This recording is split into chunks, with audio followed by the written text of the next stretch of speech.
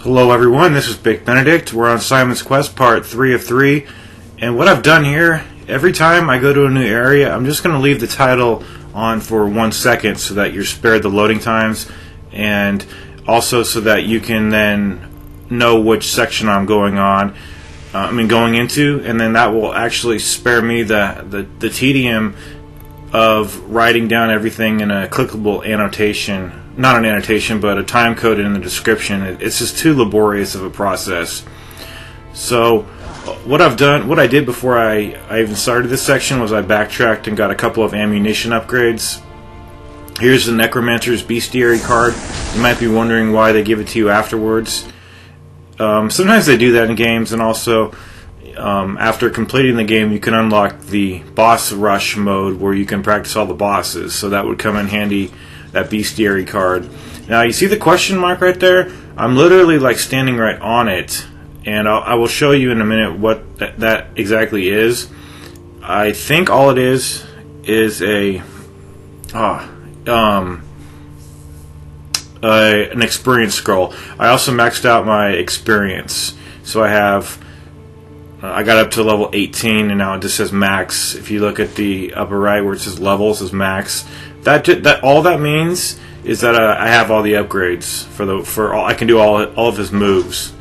So there also is a couple of pedestals that you can interact with, and it'll say exactly this right here. It'll say whatever this says. A passage has opened somewhere in the library. I think there's 2 of those where you click on, where you interact with it, and then it will open the area where you can get the Night Scroll. Or not that. Maybe it's probably something more important than a scroll. It's probably the magic upgrade that I get a little bit later in this chapter. But I also don't think it's that. So you might have to look exactly what that is. I don't know all the secrets about this game, to be sure. So here is a Night Scroll over here if you want to get that.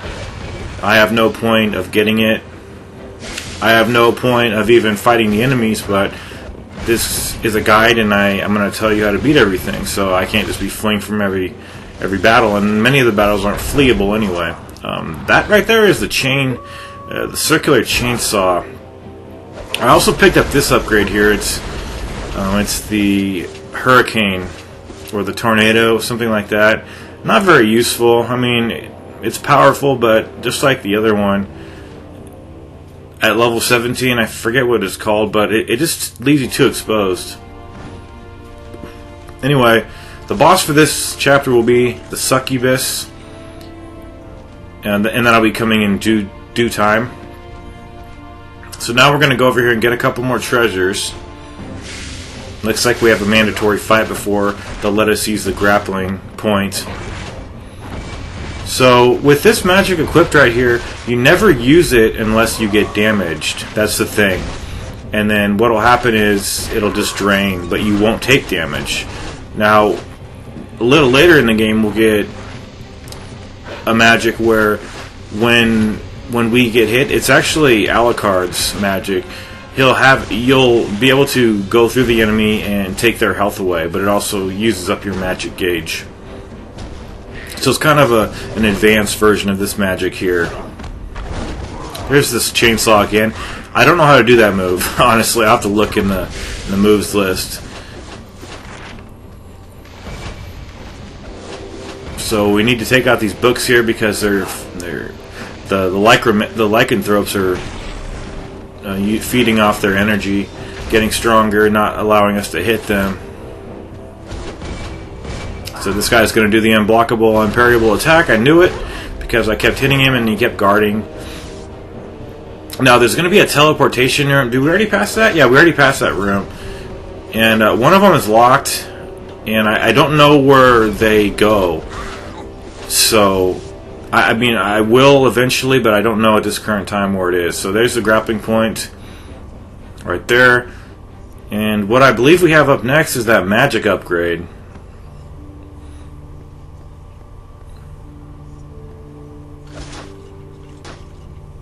So you want to go over here. There may be something to the right too, but I already had it, so I had no reason to go over there. Oh, 2 items over here. I think there's a bestiary card.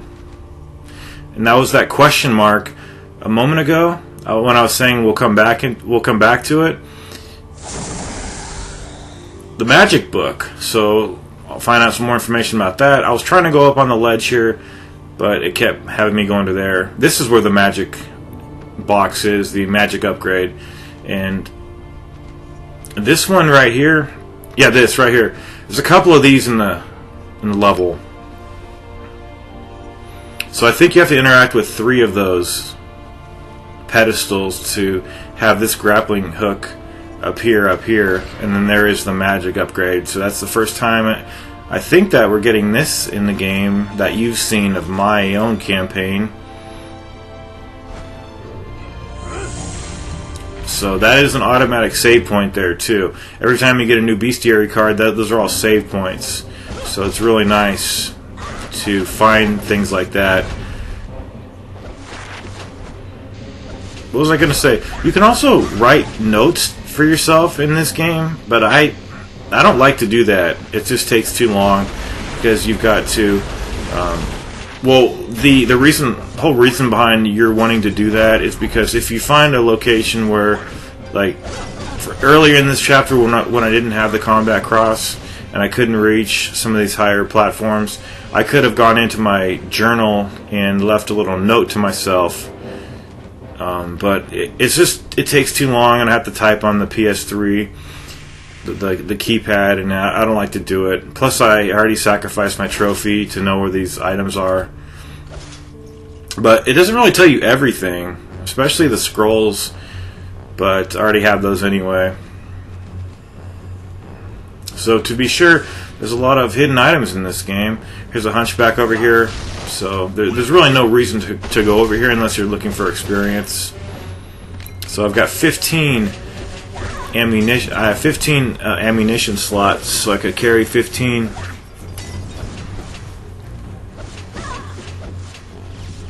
So there's the hunchback. Now we're going to go over here. I think we're going to the fun fair, but it's not really fun. Toy Maker's Fun Fair. Now, if you die in the section after this, when you're doing the carousel, the jumping, I love that move, by the way. It's pretty cool. So you're bookended here by lycanthropes, and then the magic book up there. One of the main problems about this game, though, especially with this character, since he can't do a double jump. I don't know if Alucard has a double jump, but I know he jumps really high. But the thing is, when you're on the ground, you can't get off the ground quick enough sometimes. And I know there is a you press X when you're laying on the ground after you've gotten hit, but that's a different situation I'm talking about. What I'm talking about is simply jumping from the ground after you've done another jump, or simply, you know, just having the game realize that you're pressing the X button to jump. And it's going to be a problem in the next section. I complete most of it without getting damaged, and then once the thing sped up, the carousel, then I did take damage and almost failed. But you don't want to fail because you're going to be thrown back right before this fight, and you have to redo this fight here. So this is what it is in here. You'll definitely want to fill up your health. And anytime you see a awkward edit or anything like that, it's because it's a cutscene and I've cut it out. But all you need to do is either jump over these heads or evade roll under them. I never have any problems evading under them. It's just jumping over them. So sometimes I actually just turn around. See, like, turn around like in old school Mario games to do these jumpings. And I think they could have done a better job. I don't know what their limitations were, but to have this guy move a little bit quicker up off the ground would have been a blessing, and especially in a situation like this. But literally, this is all you need to do. There's no rhyme or reason or any big secret about what this is. You don't hit anything. You don't interact with anything. You just jump over it. It's just a little jumping gauntlet. But when the cutscene occurs, then it will speed up. And then there will be a point when it stops, and then it goes the opposite way. And my brain always fails to be able to compensate for the change in direction, so I screw it up. Now you can, if you're low on health, you can activate the magic, but anytime you bump into this thing, it goes the other way. So actually, if you want to see how it's going left now, or we're running to the left, watch as I collide here with one of these things. So if you hit the bars, then it goes the other way, which is preferable if you're, I guess, right-handed like I am. So you can pretty much manipulate which way you want to run, but it will come at the price of getting hit at least, or wasting some of your magic at first. And then we'll be moving on to the next section right after this. So just evade, roll, or jump, as the case may be, and you'll win. It's not too hard whatsoever. Okay, so after that boss fight, what I've done was, I actually had this video and it was like 33 minutes, and all I was doing was backtracking and finding items. So I deleted a number of clips that totaled about 18 minutes, because I don't have all the time in the world. It might appear that way to people watching my channel, but I don't have all the time in the world, and it's one of those things where if I can make the video a little bit more concise and not sacrifice the consistency of the progress we're making here, everything's all good in my hood, at least. So sorry I'm a bit winded. I was doing a bunch of stuff. Now, you cannot do this part without the magic, so you have to go and acquire the magic. And I'm sorry I'm not showing you where that is, but it was part of my backtracking. So if you don't know where it is, there's always the waypoints. That's all you need to do. Just follow the objective. But the more I've been playing this game, the more it's not hard. This hardcore mode that I'm playing on, it feels like I'm on easy mode because of the way the enemies get killed so quickly. And I'll stake money on the fact that your weapon, it doesn't increase in strength just because I'm at max level. That has nothing to do with the strength of the weapon. I think I get a parry over here in this guy. If this was... No, I swore I put in the clip where I got the parry. Or maybe I die over here. Huh. That's bizarre. Okay, but you can parry that. Oh, I know what. I parried that gargoyle upstairs, way upstairs. But this game is like easy mode, and it's on hardcore. It says it's on hardcore, but for all intents and purposes, it's easy mode. It's just ridiculous. And I was going to stop the guide because it wasn't offering me a challenge. And what changed my mind? I don't know what changed it.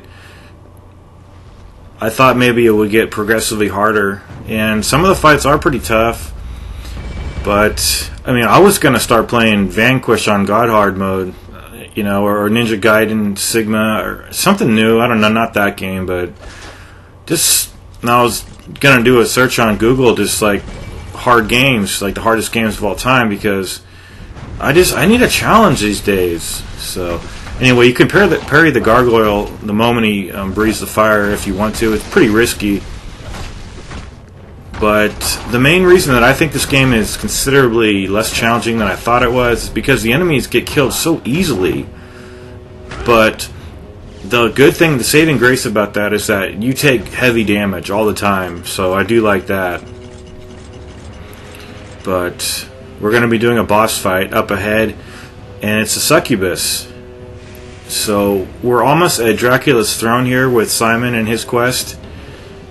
But Gabriel is going to have the succubi try to glamour him and seduce him and kill him before he could ever reach it. So I don't even think I take any damage here hardly until a later phase. I like to do the area attack and the triangle times 8 move that I was recommending in video number 1.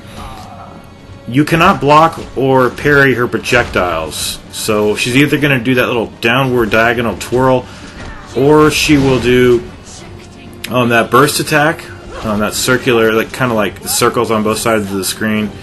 Just move to the left or to the right. It's very easy to get caught into a corner, so just make sure, like, if you're in a corner, just go to the other side real quick and just keep evading. Keep doing your area attacks.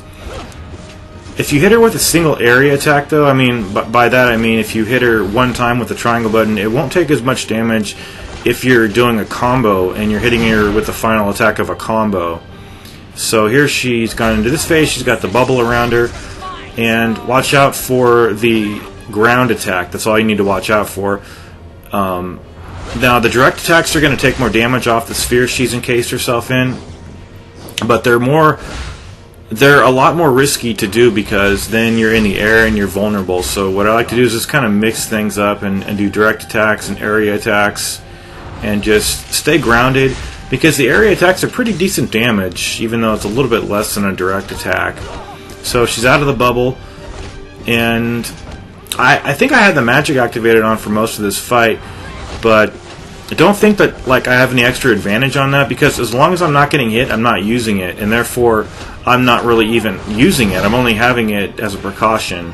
And there is a point later in the fight when all of these succubi are, there's like one to your left and right and then one above you. That's a really hard part where you might need some magic. But you're going to do this twice. So just pull these women down here, and then the fight will continue. And now she just does this, where she disappears and then just does that stomp down, but she doesn't attack. The only problem you'll run into, and oh yeah, by the way, I had to turn the brightness down to 5. I had it at 10, and then I put it back at 10 after this fight, because I couldn't see her projectiles well enough. Everything was so bright here. But you can get hit when see how she teleports? You can get hit, but she doesn't follow that up with any attacks. So as long as you just evade it, you're fine. See, just keep evading. I've got the magic on. I don't think I'm taking too much damage at all. I haven't been keeping a record of it. But I thought this fight was hard at first, but none of the fights in this game are even challenging, because, well, I shouldn't say that. They're challenging at first, but then you do them a few times, and then they're so easy. I mean, it's patterns, just simple patterns every single time. It's just child's play, and I know that sounds like an arrogant thing, or maybe it doesn't, but man, I was gonna cancel the guide because this game is too fucking easy, man. But after this, we'll be playing as Alucard, and hopefully his quest will be a little bit harder.